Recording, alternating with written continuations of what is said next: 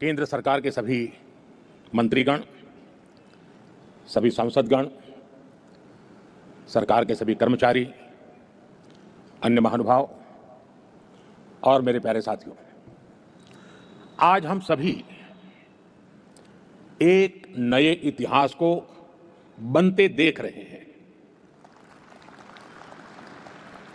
आज विक्रम संवत 2082 फाल्गुन कृष्ण पक्ष विजया एकादशी, ये महत्वपूर्ण शुभ दिन माघ 24 शक संवत 1947 का पुण्य अवसर और आज की प्रचलित भाषा में कहूं तो 13 फरवरी का ये दिन भारत की विकास यात्रा में एक नए आरंभ का साक्षी बन रहा है।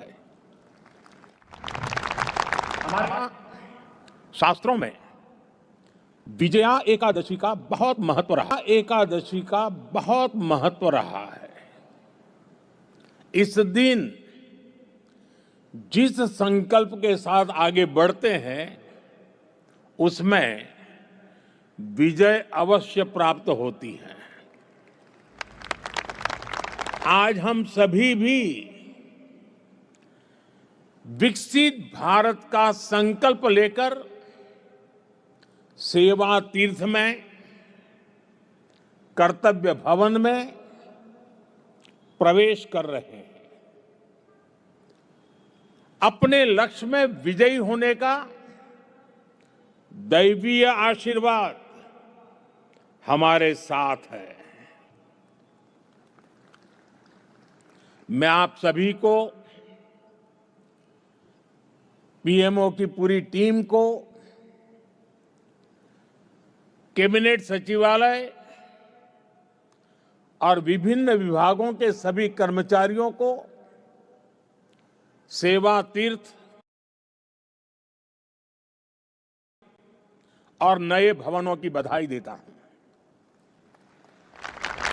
मैं इनके निर्माण से जुड़े सभी इंजीनियर्स का और श्रमिक साथियों का आभार व्यक्त करता हूं। साथियों, आजादी के बाद साउथ ब्लॉक और नॉर्थ ब्लॉक जैसी इमारतों से देश के लिए अनेक अहम निर्णय हुए, नीतियां बनी। लेकिन ये भी सच है कि ये इमारतें ब्रिटिश साम्राज्य के प्रतीक के तौर पर बनाई गई थी। इन इमारतों को बनाने का मकसद भारत को सदियों तक गुलामी की जंजीरों में जकड़े रखना था। साथियों, आप भी जानते हैं, एक समय था जब कोलकाता शहर देश की राजधानी हुआ करता था। लेकिन 1905 के बंगाल विभाजन के उस दौर में कोलकाता ब्रिटिश विरोधी आंदोलन का प्रबल केंद्र बन चुका था और इसलिए अंग्रेजों ने 1911 में भारत की राजधानी को कोलकाता से दिल्ली शिफ्ट किया और उसी के बाद अंग्रेजी हुकूमत की जरूरतों और उसकी सोच को ध्यान में रखकर नॉर्थ ब्लॉक, साउथ ब्लॉक जैसी इमारतें बनाने का काम शुरू हुआ।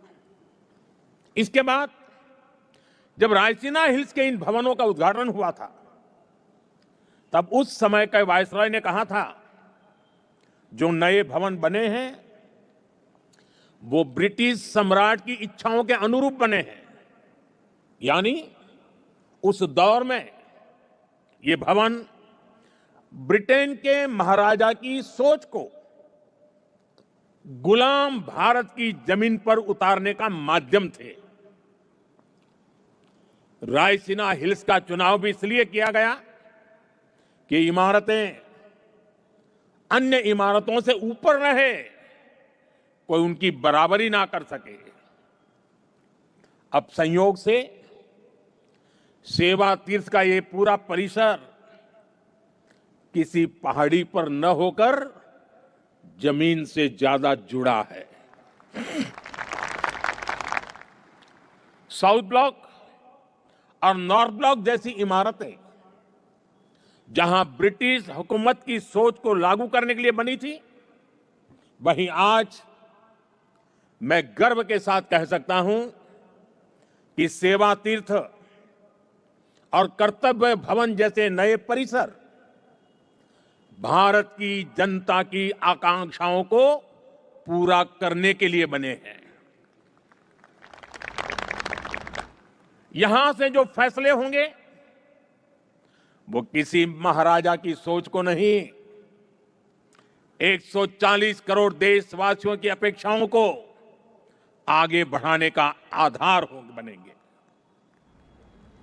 इसी अमृत भावना के साथ आज मैं ये सेवा तीर्थ, एक कर्तव्य भवन भारत की जनता को समर्पित कर रहा हूं। साथियों, इस समय 21वीं सदी का पहला क्वार्टर पूरा हो चुका है। ये आवश्यक है कि विकसित भारत की हमारी कल्पना केवल नीतियों और योजनाओं में ही नहीं, हमारे कार्यस्थलों, हमारी इमारतों में भी दिखाई दे। जहां से देश का संचालन होता है, वो जगह प्रभावी भी होनी चाहिए और प्रेरणादायी भी होनी चाहिए। वो इंप्रेसिव भी हो और इंस्पायरिंग भी हो। आज नई नई टेक्नोलॉजी तेजी से हमारे बीच जगह बना रही है, लेकिन इन सुविधाओं के विस्तार के लिए, नए टूल्स के उपयोग के लिए पुरानी इमारतें नाकाफी पड़ रही है। साउथ ब्लॉक, नॉर्थ ब्लॉक, पुराने भवनों में जगह की कमी थी, सुविधाओं की भी अपनी सीमाएं थी। करीब करीब 100 साल पुरानी ये इमारतें भीतर से जर्जर होती जा रही थी। इसके अलावा भी कई चुनौतियां थी। मैं समझता हूं इन चुनौतियों के बारे में भी देश को निरंतर बताया जाना जरूरी है। जैसे आजादी के इतने दशकों के बाद भी भारत सरकार के अनेकों मंत्रालय दिल्ली के 50 से ज्यादा अलग अलग स्थानों से चल रहे हैं। हर साल इन मंत्रालयों की इमारतों के किराए पर ही प्रति वर्ष 1,500 करोड़ रुपए से ज्यादा खर्च हो रहे हैं। हर रोज 8 से 10,000 कर्मचारियों को एक इमारत से दूसरी इमारत में जाने का लॉजिस्टिक खर्च अलग होता था। अब सेवा तीर्थ और कर्तव्य भवनों के निर्माण से ये खर्च कम होगा, समय बचेगा और कर्मचारियों के समय की इस बचत से प्रोडक्टिविटी बढ़ेगी। साथियों, इस बदलाव के बीच निश्चित तौर पर पुराने भवन में बिताए गए वर्षों की स्मृतियां हमारे साथ रहेगी। अलग अलग समय की चुनौतियों से जूझते हुए वहां से कई महत्वपूर्ण फैसले किए गए हैं। वहां से देश को नई दिशा मिली, सुधार की अनेक पहलें हुई। वो परिसर, वो इमारत भारत के इतिहास का अमर हिस्सा है। इसलिए हमने उस भवन को देश के लिए समर्पित म्यूजियम बनाने का फैसला किया है। वो युगे युगीन भारत म्यूजियम का ही हिस्सा होगी। वो इमारत देश की आने वाली पीढ़ी के लिए एक प्रेरणा केंद्र बनेगी। नई पीढ़ी के युवा जब वहां जाएंगे तो ऐतिहासिक लेगेसी उनका मार्गदर्शन करेगी।